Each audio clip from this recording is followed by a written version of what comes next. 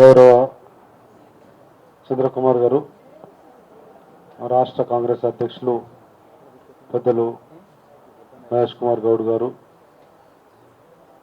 Professor Kodandaram గారు, చాలా మంది పెద్దలు ఉన్నారు, అన్న జాన్ వెస్లీ గారు, విచ్చేసినటువంటి ప్రజాస్వామికవాదులు, అభ్యుదయవాదులందరికీ కూడా అఖిల భారత కాంగ్రెస్ కమిటీ పక్షాన హృదయపూర్వక నమస్కారాలు తెలియజేస్తా ఉన్నా. నేను అఖిల భారత కాంగ్రెస్ కమిటీ కార్యదర్శిగా ఛత్తీస్గఢ్ రాష్ట్రానికి ఇన్ఛార్జిని. ఛత్తీస్గఢ్ రాష్ట్రంలో ముగ్గురు ఇన్ఛార్జీలు ఉంటాం. ముగ్గురులో నేను ఒక్కరిని. రాష్ట్రాన్ని 3 భాగాలుగా విభజిస్తే ఒక భాగానికి నేను ఇన్ఛార్జిని. ఆ రీజన్, ఆ విభాగం ఏంటంటే బస్తర్ రీజన్. ఈ దమనకాండ జరుగుతున్నటువంటి ప్రాంతానికి అఖిల భారత కాంగ్రెస్ కమిటీ ఈరోజు దేశంలో కానీ ఛత్తీస్గఢ్ రాష్ట్రంలో కానీ ప్రధాన ప్రతిపక్ష పార్టీకి ప్రతినిధిగా ఆ ప్రాంతంలో పనిచేస్తున్న వాడిగా కొన్ని విషయాలు మీతో పంచుకోవడానికి ప్రయత్నం చేస్తా. మిగతా విషయాలన్నీ గౌరవనీయులు పెద్దలు మా రాష్ట్ర అధ్యక్షులు కనుక కాంగ్రెస్ పార్టీ స్టాండ్ ఏంది, కాంగ్రెస్ పార్టీ ఏంది అన్నది పిసిసి అధ్యక్షులుగా వారు చెప్తారు. కానీ బస్తర్ రీజన్ ఇన్ఛార్జ్గా కొన్ని విషయాలు మీతో పంచుకుంటా. ఎందుకంటే నాకు ఇప్పుడే కనిపించిన మా జిల్లాకు సంబంధించిన 2 ఉపాధ్యాయులు, అక్కడ ఒక ఉపాధ్యాయుడు, ఇక్కడ ఒక ఉపాధ్యాయుడు, నా చరిత్ర తెలిసిన వాళ్ళుగా ఇక్కడ ఉన్నారు. నేను కాంగ్రెస్ పార్టీలో ఏఐసిసి కార్యదర్శిగా, శాసనసభ్యుడిగా పనిచేసిన ఈ ఉద్యమ బాటలో ప్రజాస్వామిక మరియు అభ్యుదయ వైపు అడుగులు వేసి కాంగ్రెస్ వైపు మళ్ళిన వాడిని కనుక కడుపులో నాకు కూడా బాధ ఉంది కనుక మీతో పాలు పంచుకోవాలని రావడం జరిగిందన్న విషయాన్ని గుర్తు చేస్తా ఉన్నాం. స్థూలంగా ప్రధానంగా కాంగ్రెస్ పార్టీ హింసకు వ్యతిరేకము. అందుకే స్వతంత్ర భారతదేశంలో అత్యధిక సంవత్సరాలు ఈ దేశాన్ని, ఈ రాష్ట్రాన్ని పరిపాలించగలిగే అవకాశం ఈ ప్రజలు ఇచ్చినారు కనుక స్థూలంగా మేము వ్యతిరేకం హింసకు. అయినప్పటికీ ఒకరు చెప్పక తప్పక మేము అధికారంలో ఉన్నప్పుడు యాస్ ఇటువంటి చర్చలు జరిగినాయి, ఇటువంటి రౌండ్ టేబుల్ సమావేశాలు జరిగినాయి, ఇటువంటి సంఘటనలు జరిగినాయి. వాస్తవం ఒప్పుకోవాల్సిన అవసరం ఉంది కనుక జరిగినాయి.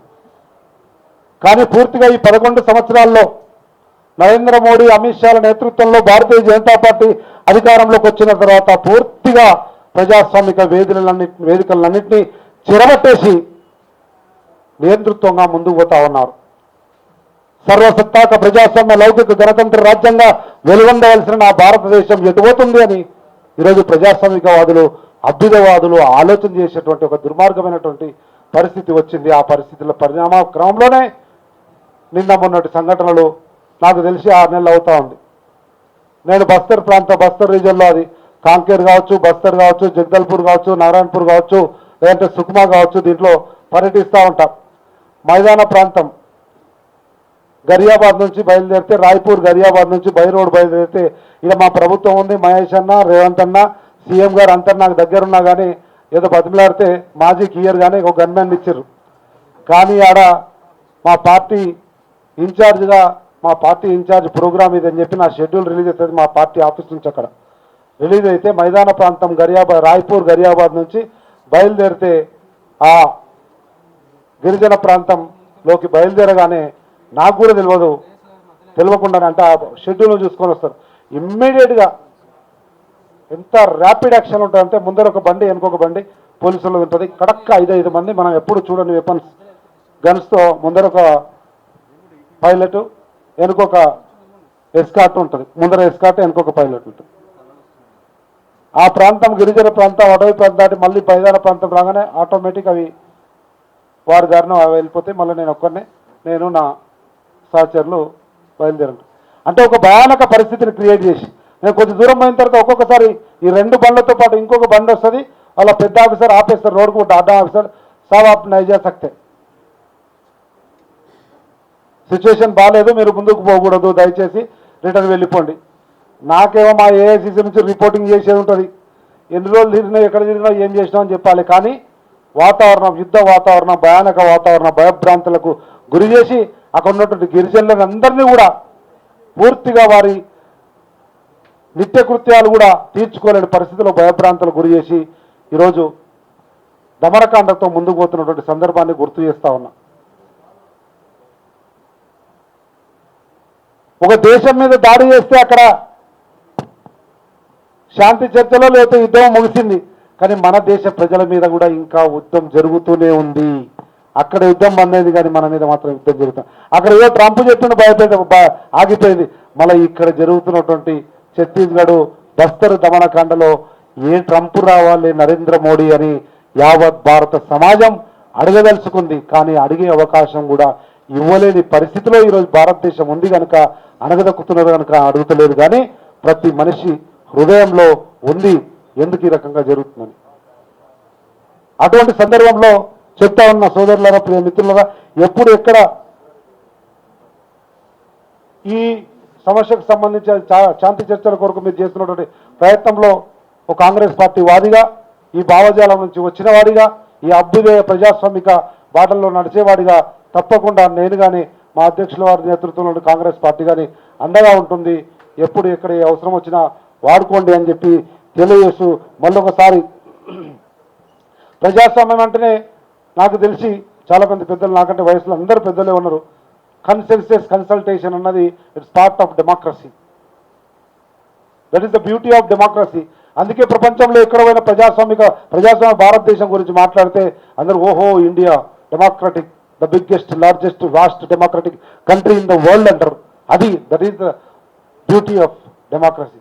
కానీ ఆ డెమోక్రసీ లేకుండా, రాజ్యాంగం లేకుండా, స్వేచ్ఛ లేకుండా, సమానత్వం లేకుండా భారతదేశం ఏ మూల స్తంభాల మీద, ఏ మూల సూత్రాల మీద ఇంతవరకు ఎదిగిందో ఆ మూల సూత్రాలకి విరుద్ధంగా చర్చలు లేవు, కన్సల్టేషన్ లేదు, కన్సెన్సస్ లేవు, ఏదో లేకుండా ముందుకు పోతున్నటువంటి సందర్భంలో వచ్చినటువంటి దురదృష్టకర దుర్మార్గ పరిస్థితులలో తప్పకుండా నాకు కొంతమంది అప్రోచ్ అయినారు.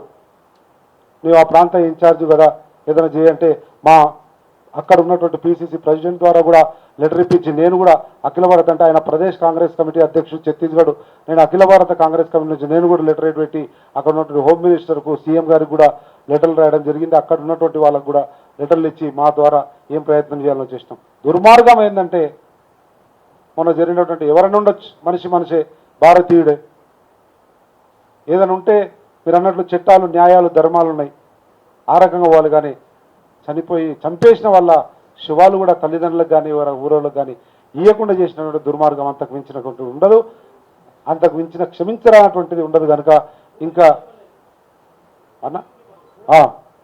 బూడిది అస్థికలు మన భారతీయ సంస్కృతిలో, హిందూ సంస్కృతిలో వాటిని ఏదో ఒక ఫార్మాలిటీ, సాంప్రదాయం ఉంది, ఆ సాంప్రదాయాన్ని కూడా పూర్తి చేసుకోవాలనే పరిస్థితిలో వచ్చింది. కనుక ఎవరు కూడా క్షమించలేని, ఎవరు కూడా సహించలేని దుర్మార్గ పరిస్థితిలో ఉన్నాం. కనుక తప్పకుండా అందరం కూడా సమిష్టిగా ప్రయత్నం చేసి ఈ దమనకాండను, ఈ దుర్భరమైనటువంటి పరిస్థితులను అధిగమించి ప్రజాస్వామ్య రాజ్యాంగబద్ధ విలువలతో కూడినటువంటి దేశాన్ని నిర్మాణం కోసం అందరం కూడా పనిచేద్దామని చెప్పి తెలియజేస్తూ పూర్తిగా కాంగ్రెస్ పార్టీ మీకు అన్ని రకాలుగా అండగా ఉంటుంది. ఎప్పుడు ఎక్కడ ఏ అవసరం వచ్చినా ఉంటామని చెప్పి తెలియజేస్తూ, ఇంకా పార్టీ సిద్ధాంతం ఎందుకంటే మా అధ్యక్షులు వారు ఉన్నారు కనుక వారు చెప్పాలి, పార్టీకి అధికారికంగా వారు నేతృత్వం వహిస్తారు, వారు చెప్తారు కనుక మిగతా విషయాల్లో పోకుండా ఎనియో ఒక మంచి కార్యక్రమం నాకైతే మనస్తృప్తిగా ఉంది.